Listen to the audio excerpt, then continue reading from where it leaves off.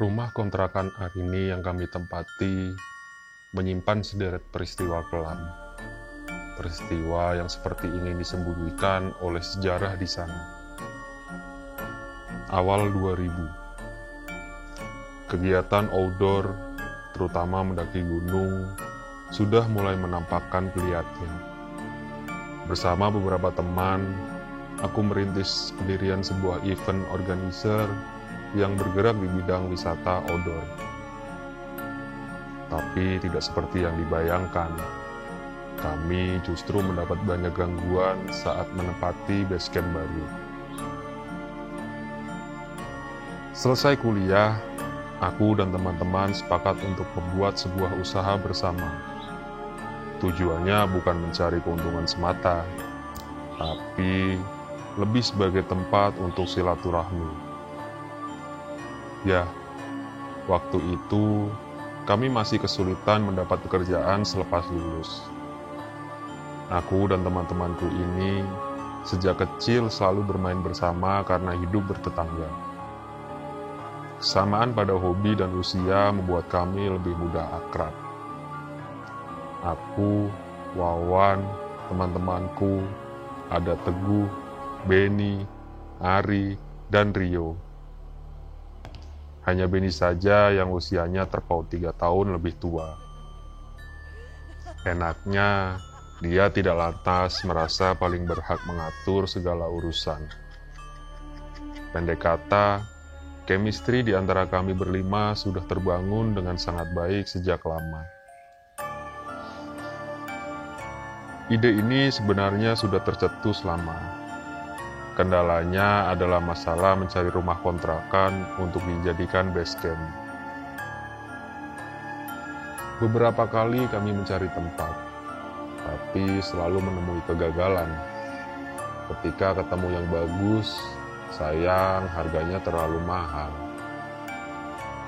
Kami masih terlalu sayang kalau modal yang terkumpul hanya dihabiskan untuk membayar sewa sebuah rumah kontrakan. Rencananya, kami akan mendirikan semacam I.O. yang bergerak di bidang wisata outdoor. Pasarannya adalah instansi yang akan mengadakan family atau customer gathering dengan konsep outdoor. Selain itu, kami juga akan menawarkan pelatihan kepada sekolah-sekolah melalui program ekstrakurikuler pecinta alam.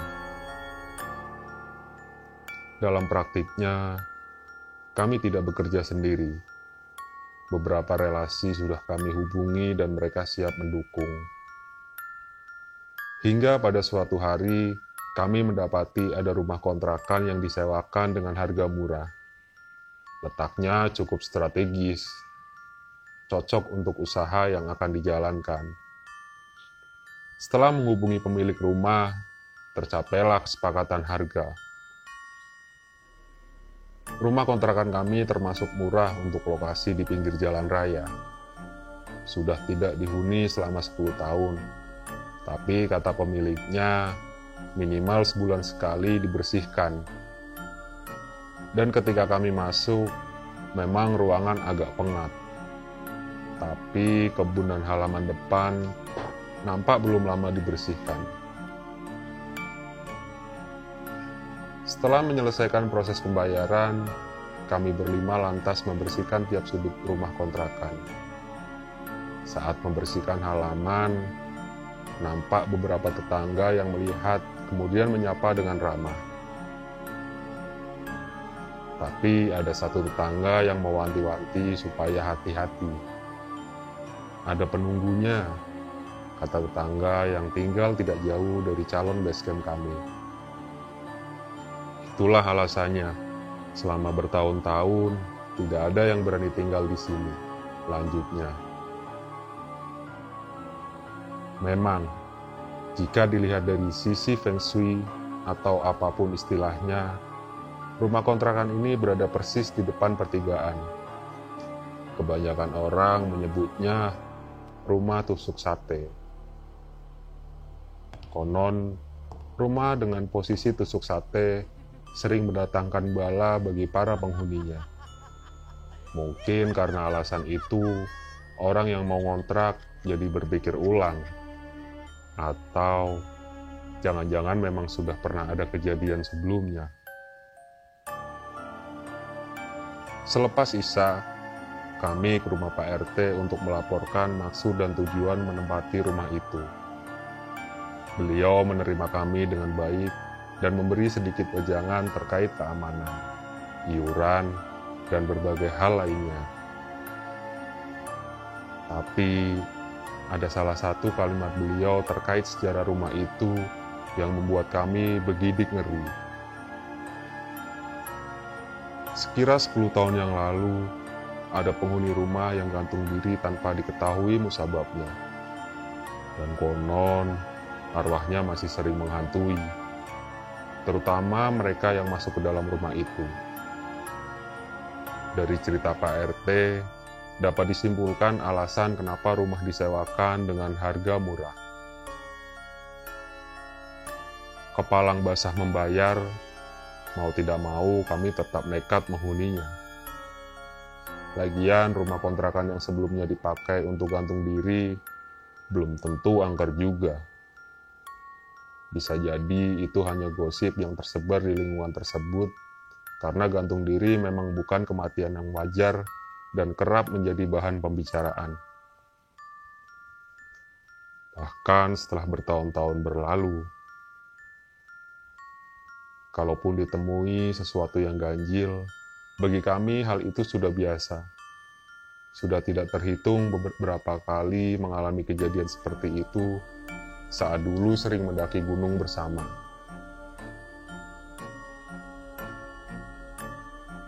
Setelah selesai urusan dengan Pak RT, sekira pukul 9 malam kami berpamitan. Kami menuju rumah kontrakan, setelah sebelumnya membeli kudapan. Rupanya, Teguh lupa belum memasang lampu penerangan jalan, sehingga walaupun rumah tampak terang, tapi jalan di depan rumah masih gelap.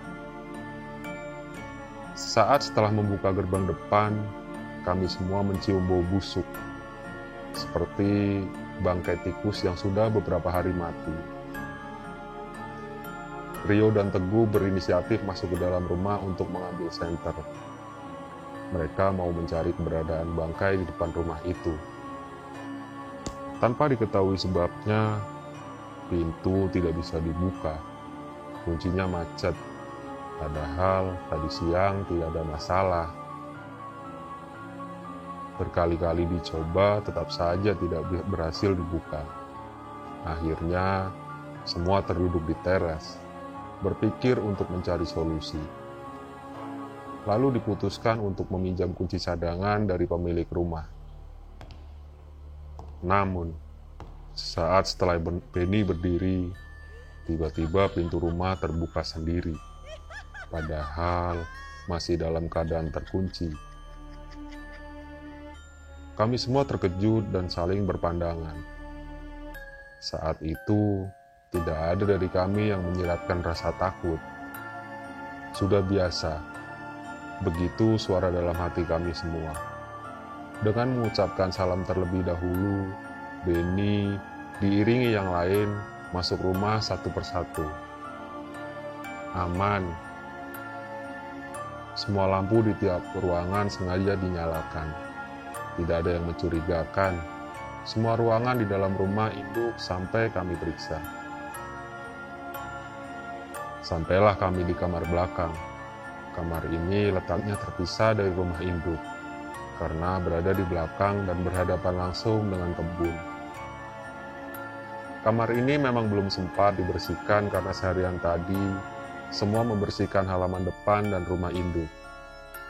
Sialnya lagi, belum dipasang lampu, pun dengan teras belakang, sehingga keadaan agak gelap karena hanya mendapat sinar dari arah rumah. Kriet. Pintu yang engselnya sudah berkarat menimbulkan suara yang membuat suasana menjadi mencekam. Sinar dari senter Benny menyapu ke setiap sudut ruangan, dan di salah satu sudut teronggok pakaian dan celana jeans. Entah milik siapa.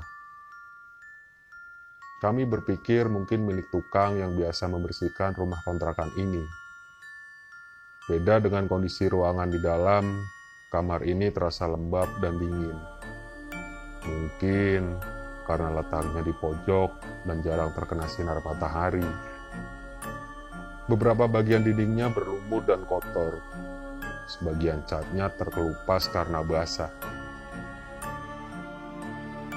Lantai kamar agak basah, mungkin karena ada beberapa genting yang pecah dan belum sempat diganti. Benar saja, ketika Benny menyorotkan senternya ke atas, tidak kurang dari 3 genting terlihat pecah. Itu pula yang menyebabkan beberapa bagian Eternit dari kamar ini menjadi hancur dan berlumut. Namun, yang menyita perhatian kami, di salah satu kaso bekas Eternit yang pecah itu, nampak ada potongan tali plastik. Bekas tali, mungkin di kamar ini dia gantung diri, kata Benny. Gila, masa iya sudah beberapa tahun talinya tidak dilepas, sahut Teguh. Bisa jadi, karena mungkin hanya dipotong saja tanpa melepas simpulnya, balas Benny lagi. Tengah kami berbincang di belakang, terdengar pintu depan terbuka. Siapa lagi yang datang? Tak lama setelahnya terdengar suara perempuan memanggil. Suaranya memanggil nama Teguh. Itu seperti suara Mila, pacar Teguh. Tapi ketika kami semua mendatangi suara itu ke dalam rumah induk, kami tidak menemui Mila. Lagian, bukannya Mila selepas wisuda bulan lalu langsung pulang ke Bandung. Kalaupun dia datang, pasti bakal memberi kabar. Kali ini suara itu berpindah dari arah belakang. Seperti sedang mempermainkan kami. Rio di antara kami semua, dia yang paling rasional dan hampir tidak mempercayai hal-hal mistis. Tapi kali ini dia tampak pucat ketakutan. Tidak lama setelah kami kejar ke belakang, terdengar suara perempuan tertawa. Kami semua terpaku, bergidik, tapi tidak dengan Benny. Dia mengejar arah suara itu, dan benar saja, dia menuju kamar yang berada di pojok rumah kontrakan. Hanya suara perempuan tertawa saja, tidak ada sosok atau wujud yang bisa terlihat dengan mata. Blar! Tiba-tiba, pintu kamar itu dibanting dengan keras. Setelah itu, keadaan kembali sunyi. Kami masuk ke rumah induk dengan perasaan campur aduk. Malam pertama di rumah baru menjadi malam yang penuh teror. Dan belum akan berhenti hingga kami menyerah dan meninggalkan tempat ini. Keesokan harinya, kami semua kembali memeriksa halaman rumah kontrakan yang semalam menebarkan bau busuk. Anehnya, pagi itu tidak ada bau tercium. Dan juga tidak ditemukan bangkai tikus. Semua normal saja. Tidak seperti rumah berhantu yang terkesan kumuh dan tidak terawat. Menggunakan tangga, Benny naik ke atap kamar belakang untuk mengganti genting yang bocor. Setelahnya, dia membuka pintu kamar dan masuk. Kali ini dia membawa tangga aluminium ke dalam. Dia melepas tali yang kami curigai sebagai bekas gantung diri. Baju dan celana yang teronggok di salah satu sudut diambilnya. Dia menjemurnya di tali jemuran yang ada di kebun. Jangan dibuang. Kita tidak tahu baju dan celana ini milik siapa. Takutnya ada yang datang nanyain, kata Benny. Benny selain senior kami adalah sosok pemberani, terutama dalam menghadapi situasi seperti ini. Pengalamannya selama bertahun-tahun berpetualangan di alam bebas dan bertemu berbagai macam makhluk menjadikan dia sosok yang tangguh dan bernyali. bukan tanpa bekal ilmu. Ia sebelumnya sudah banyak menjalin relasi dengan orang-orang yang memiliki kemampuan supranatural. Aku lebih takut kena hipotermia daripada ketemu hantu di gunung. Itulah kenapa aku tidak mau solo hiking. Kalau kena hipo, siapa yang mau nolong? Katanya suatu kali. Walaupun pemberani, tapi Benny tetap sadar jika ada bahaya yang mengancam dan tidak pernah menganggap remeh suatu hal, apalagi teledor. Siang itu, setelah selesai menyelesaikan semua pekerjaan, kami berkumpul di teras depan sambil menikmati ketoprak yang dipesan dari pedagang yang setiap hari lewat di depan rumah kontrakan. "Mas, beneran yang nyewa rumah ini?" Pedagang ketoprak itu bertanya sambil menyelidik. Matanya tidak berkedip, sambil sesekali melirik ke bawah. Mungkin memastikan kami memijak bumi, tidak melayang. "Iya, emang kenapa mas? Takut ya? Dikira hantu," kata Ari sambil tertawa. Seharian bekerja membersihkan setiap sudut rumah kontrakan, membuat kami makan dengan lahap. Benny mengajak pedagang ketoprak berkeliling ke setiap sudut rumah. Dia penasaran, sudah berapa tahun berjualan di depan rumah ini, tapi baru kali ini menemui orang yang mau menghuni. "Pernah nemuin hal aneh nggak selama jualan di depan?" tanya Teguh. "Belum pernah sih. Cuma kata banyak orang, ini rumah dulunya dipakai orang gantung diri. Jadi yang mau nyewa pada takut." Selesai makan, saat itu sudah pukul 3 sore. Setelah banyak mengobrol, penjual ketoprak itu pamit. Dia memang hanya berjualan sampai pukul 3 dan setelah itu dilanjutkan dengan berjualan bakso di depan rumahnya sendiri sampai malam. Siang hari saat berjualan ketoprak, kios bakso dijaga istrinya. "Enak mas ketopraknya, bisa jadi langganan ini," kata Rio sambil menyerahkan uang. Namun, ketika mendengar suara Rio, penjual ketoprak itu mendadak pucat. Seketika itu juga, dia pergi tanpa berpamitan. Aneh, ini tukang ketoprak kenapa? Sudah menjadi kebiasaan bagi penduduk di daerah ini untuk melakukan selamatan setiap akan menempati rumah baru. Namun, setelah konsultasi dengan Pak RT dan beberapa tetangga, kali ini kami tidak akan mengundang mereka. Kata Pak RT, kalau diundang, paling hanya beberapa orang saja yang datang. Apalagi alasannya kalau bukan karena takut.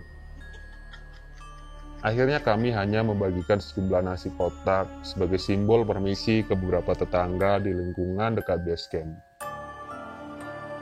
Sebenarnya, jarak dengan rumah tetangga tidak terlalu dekat juga.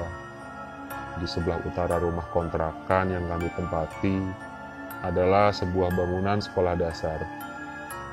Sebelah selatan berbatasan dengan beberapa ruko yang hanya buka hingga sore hari saja. Sementara di depan rumah, di kedua belah sisi jalan adalah hamparan sawah dan kebun penduduk. Rumah tetangga yang terdekat letaknya sekitar 150 meter dari base camp, kecuali rumah penjaga sekolah yang terletak di belakang bangunan sekolah. Malam itu, setelah selesai membagikan bingkisan kepada tetangga, semua kembali dan berkumpul di base camp. Dari mereka kami mendapat banyak nasihat dan cerita tentang keberadaan makhluk halus di rumah kontrakan ini. "Iya Pak, Bu, semalam sudah disambut oleh mereka." Begitu jawaban kami setiap mendengar cerita tetangga. Dari mereka pula kami peroleh informasi tentang penghuni terakhir sebelum dikosongkan selama 10 tahun. Tidak seperti kemarin. Kali ini pintu depan mudah saja untuk dibuka. Dan seperti hari sebelumnya, kami cek dulu setiap ruangan, terutama di rumah induk, untuk memastikan tidak ada bahaya yang mengancam. Setelah semua clear, kami lalu berkumpul di ruangan depan, membahas beberapa langkah yang harus dilakukan terkait penghuni di kontrakan ini. Kita harus menganggap benar semua yang dikatakan para tetangga sampai bisa membuktikan salah. Supaya kita bisa selalu waspada terhadap semua kemungkinan, kata Benny sambil menyalakan rokoknya. Aku belum tahu makhluk apa yang ada di sini. Yang aku takutkan adalah roh jahat, lanjutnya. Dan salah satu tanda adanya roh jahat adalah munculnya bau busuk seperti kemarin malam.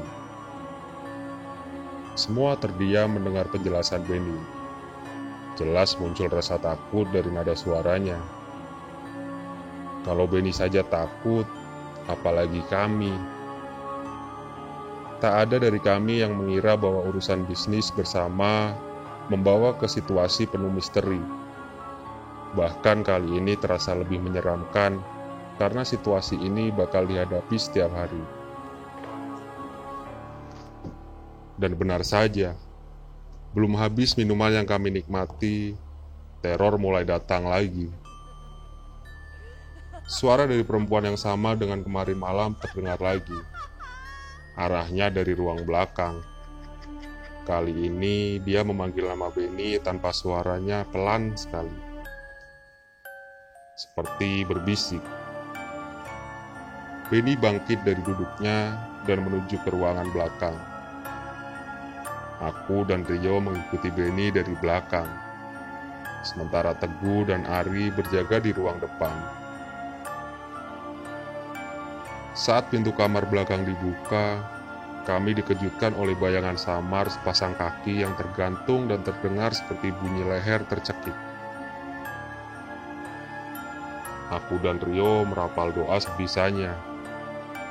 Apa yang baru saja kami saksikan benar-benar menyeramkan dan membuat nyali ciut. Penampakannya amat jelas. Sesuatu yang belum pernah kami alami sebelumnya. Perempuan, samar-samar, dia terlihat memakai piyama berwarna putih. Tapi ketika Benny menyalakan senter, seketika itu juga bayangannya hilang. Tak lama setelahnya terdengar tangisan. Kali ini arahnya dari pohon nangka yang ada di sudut kebun. Kalian tetap di belakangku ya. Aku pengen tahu siapa sebenarnya perempuan ini, kata Benny memberi perintah. Aku lihat wajah Rio benar-benar pucat. Rio memang yang paling rasional di antara kami berlima. Dia tidak percaya hal-hal mistis sampai membuktikannya sendiri. Bahkan saat mendengar suara gending Jawa di alas Lalijiwo Gunung Arjuno, dia bilang itu suara dari sound system penduduk yang tertiup angin. Dia baru yakin itu suara dari alam lain setelah menyaksikan Dina, pacarnya, ikut menari mengiringi suara gamelan itu dalam keadaan trance.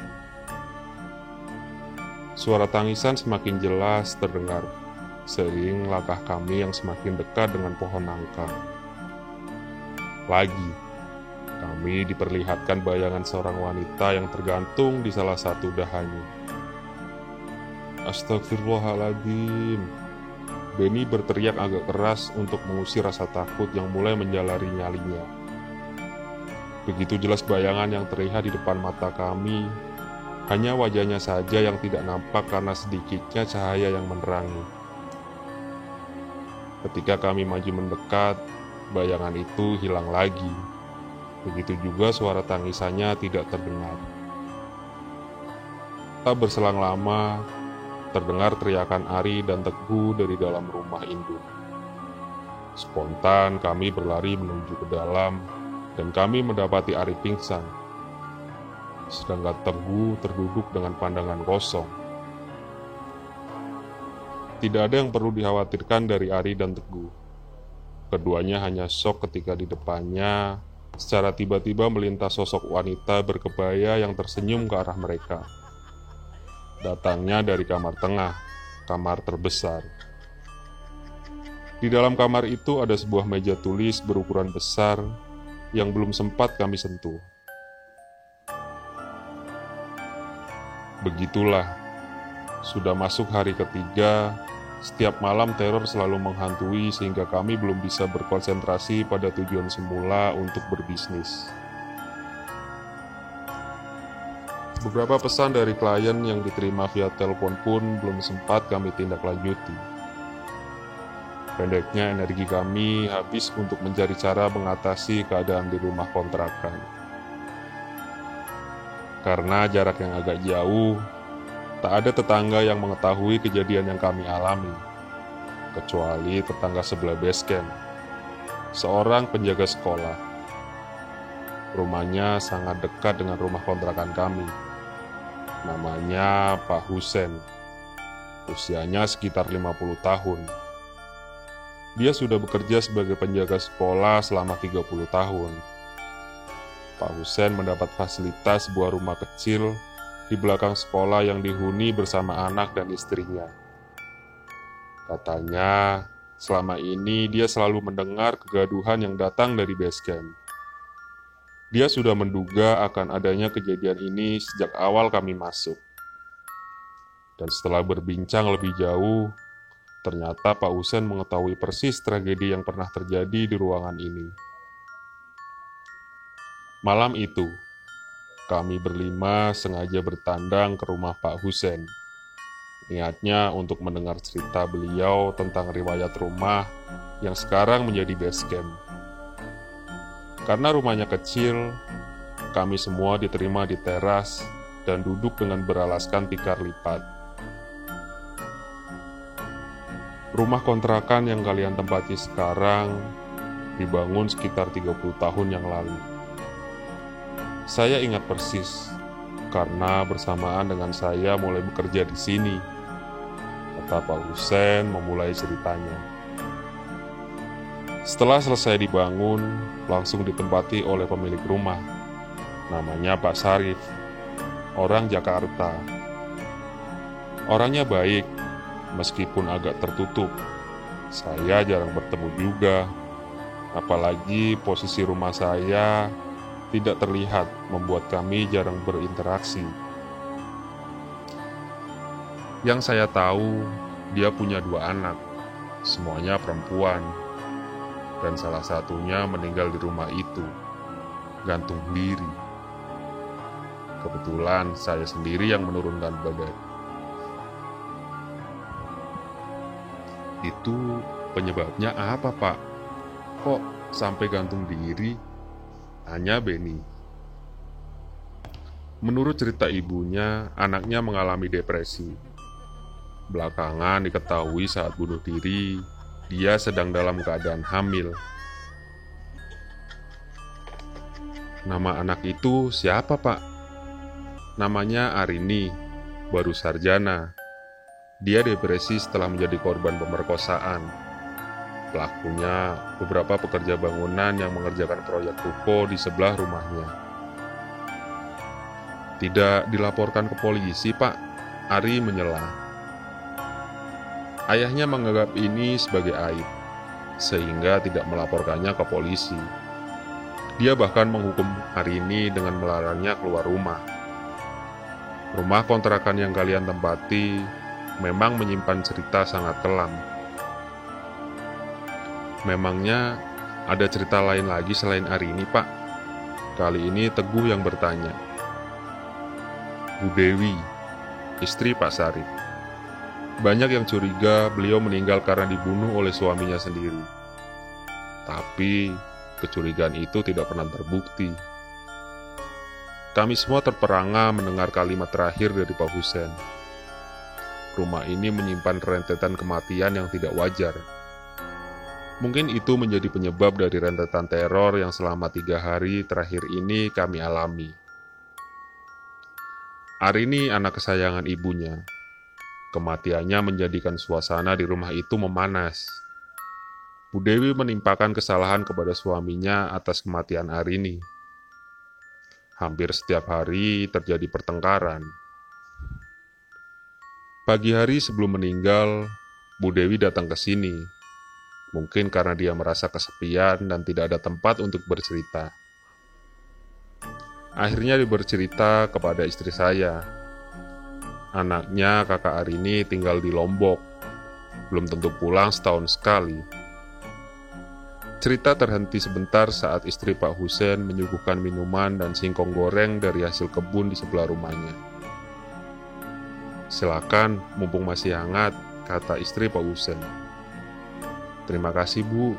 Maaf jadi merepotkan," jawab Beni merasa tidak enak. "Nggak apa-apa, Mas Beni. Kami malah senang ada kalian. Jadi ada tetangga dan nggak sepi lagi." Kali ini Pak Husen yang menimpali. Setelah mencicipi singkong goreng dan beberapa teguk kopi buatan istrinya, Pak Husen kembali melanjutkan ceritanya. Malam harinya Pak Sarif datang meminta kami segera ke rumahnya.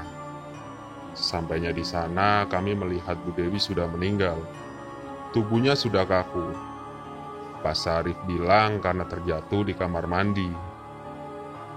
Kenapa ada kecurigaan meninggalnya karena dibunuh oleh Pak Sarif? Entahlah. Sepertinya Pak Sarif berbohong. Kami tahu persis mobilnya ada di halaman sejak sore. Tapi dia bilang baru pulang dari kantor ketika mendapati istrinya tergeletak di kamar mandi malam itu. Beberapa ibu-ibu yang memandikan jenazahnya juga mengatakan saat melepas pakaian dalam mendapati beberapa bagian tubuh yang lebam. Mengapa tidak ada upaya dari masyarakat untuk melaporkan hal ini, Pak? Di sini, kebanyakan masyarakatnya tradisional, Mas. Takut berurusan sama hukum. Jadi kami menganggap kasus itu hanya sebagai konflik keluarga saja. Paling hanya kasak-kusuk di belakang, jawab Pak Husen sambil menghela napas. "Pak, apa Bu Dewi itu setiap hari mengenakan kebaya?" Teguh bertanya. "Iya, kebiasaan Bu Dewi setiap hari, keluarga mereka memang khas priayi Jawa." Teguh dan Ari pernah melihat Bu Dewi lewat. Ari sampai pingsan, kata Beni. "Bagaimana dengan kasus kematian Arini?" Ketika ditanya tentang Arini, wajah Pak Husen nampak keruh. Dia sedih sekali jika mengingat nama ini. Istrinya yang duduk di sebelahnya juga demikian. Dia bahkan sempat menitikan air mata. Sepertinya Arini memiliki tempat tersendiri di keluarga ini. Arini saat hidupnya hampir setiap hari main ke sini. Kadang-kadang membantu istri saya jualan, melayani anak-anak sekolah. Mungkin karena anak bungsu, dia suka sekali dengan anak-anak kecil. Sebenarnya mereka keluarga yang sangat baik, Mas. Demikian kata istri Pak Husen. Iya betul, sampai kasus perkosaan itu menimpa Arini, lanjut Pak Husen. Dia bahkan tahu kalau sedang menjalani kesulitan keuangan dari makanan yang kami makan. Lalu dia akan kembali ke rumahnya dan membawakan kami entah masakan, uang, atau bahan makanan. Sambil berkata, istri Pak Husen tak kuasa menumpahkan air matanya mengingat kebaikan Arini terhadap keluarga ini. Kami yang mendengarkan cerita itu juga tak lepas dari rasa sedih. Namanya saja pegawai honorer, Mas. Sudah begitu gajinya sering terlambat. Pak Husen tersenyum kecut. Apa yang dikatakan istri saya benar. Pendeknya, Arini seperti malaikat dalam keluarga kami. Sayangnya saat dia ditimpa kemalangan, kami tidak boleh menjenguknya. Pak Sarif melarang, bahkan mengunci Arini di kamar belakang. Mungkin kehormatannya merasa tercoreng akibat hamilnya Arini. Hampir bersamaan kami menghela napas, ikut larut dalam keprihatinan ketika membayangkan tragisnya hidup Arini yang dikorbankan oleh orang tua sendiri atas nama kehormatan keluarga. Pak Husen mengambil gelas berisi kopi, kemudian menyesapnya, lalu menyalakan sebatang rokok dan menghembuskan asapnya sebelum kembali melanjutkan cerita. Suasana sangat hening.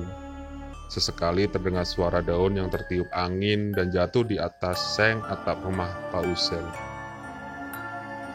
Hampir setiap hari kami seperti mendengar tangisan Arini. Kadang dia memanggil nama saya atau istri saya. Suaranya terdengar jelas dari ruang kelas itu, kata Pak Husen.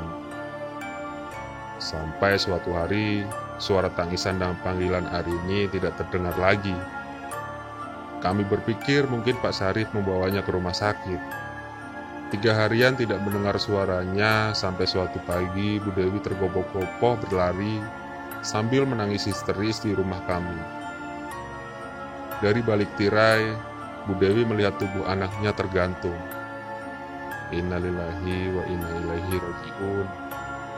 Pak Husen mengucapkan istirjak sambil menyeka air matanya. Maaf Pak, kalau kedatangan kami membangkitkan kembali kenangan akan almarhumah Arini, kata Beni. Memang ada sedikit perasaan tidak enak mengingat kedekatan hubungan antara dua keluarga ini. Di sisi lain, kami lega setelah mengetahui peristiwa yang terjadi. Paling tidak itu bisa sedikit mengurangi rasa takut. Tidak apa-apa Mas, sungguh. Saya malah merasa lega bisa menceritakan semua. Lagian saya dan istri jadi ada teman tetangga lagi. Tapi maaf sekali, berhubung sudah malam, apa tidak sebaiknya ceritanya kita lanjutkan besok? Baik Pak, mohon maaf sekali lagi sudah mengganggu Bapak dan keluarga. Waktu memang sudah menunjukkan hampir pukul 12. Tidak terasa sudah 4 jam bertandang ke rumah Pak Husen. Setelah berpamitan, kami berlima pulang ke base camp. Semoga kali ini tidak terjadi sesuatu yang menakutkan. Sepanjang perjalanan yang berlangsung pendek, kami semua terdiam. Masing-masing dari kami menyimpan banyak pertanyaan selama menuju rumah kontrakan itu. Beberapa di antaranya adalah di mana Pak Sarif sekarang. Lalu Pak RT yang sempat bilang kalau tidak tahu penyebab Arini gantung diri. Lalu rasa enggan tetangga untuk datang ke rumah kontrakan kami untuk selamatan. Sesampainya di depan pintu rumah kontrakan, aku dan Rio merasa curiga ada yang mengawasi dari kejauhan, dari sisi ruko. Entah kenapa, aku tidak lagi merasa takut dengan rumah ini, melainkan gelisah dengan kondisi sekitar. Tiba-tiba muncul keraguan akan sikap tetangga di kampung ini. Ada semacam rasa takut. Sebuah rahasia terbongkar ketika tetangga menyambut kami. Rasa curiga karena diawasi itu aku ceritakan ke teman-teman malam itu juga. Rio mengiyakan perasaan ini. Beni dan Teguh mendengarkan dalam diam. Sementara Ari masih tetap gelisah. Beni merasa kelamnya rumah ini bukan karena unsur teror saja, tetapi ada perasaan tertahan untuk minta tolong juga. Selama beberapa hari kemudian, teror di dalam rumah kontrakan berangsur berkurang. Kami menyadari, mungkin Arini dan Bu Dewi sedang minta tolong. Kami tidak bisa berbuat lebih selain mengirim doa semoga keduanya tenang di alam sana. Beberapa kali kami mencoba mengontak Pak Sarif sebagai pemilik rumah, tapi tidak pernah bisa tersambung. Anehnya, penjual ketoprak sudah tidak pernah lewat depan rumah kontrakan kami. Para tetangga juga makin menjaga jarak, terutama ketika bertemu Rio. Sikap tetangga mirip seperti respon penjual ketoprak setelah bertemu dan mendengar suara Rio. Kami makin curiga, tapi juga makin kesal karena tak tahu alasannya. Bahkan Pak Husen enggan menjawab perkara Rio dan sikap tetangga. Dia seperti menghindari kami kalau sudah mulai menyinggung Rio. Sampai kami pindah dari kontrakan itu, misteri soal sikap tetangga, Pak Syarif, Pak RT, penjual ketoprak terhadap Rio tak pernah terjawab. Perasaan tak jena kepada tetangga itu malah jadi alasan terbesar kami tidak bertahan lama. Di hari kami angkat kaki, beberapa tetangga berkumpul di sekitar rumah kontrakan. Tapi mereka tetap menjaga jarak. Baru ketika kendaraan kami beranjak pergi, mereka berani mendekat. Beberapa orang bergegas masuk ke rumah kontrakan itu, seperti ingin mengamankan sesuatu saja. Aneh sekali. Ketika kami perlahan menjauhi rumah itu, bau busuk kembali tercium. Kali ini dari dalam mobil bak terbuka yang mengangkut barang-barang kami. Benny menghela napas panjang, sedangkan wajah Rio tiba-tiba pucat. Kami tak pernah tahu roh macam apa yang mengikuti dan menimbulkan bau busuk ini.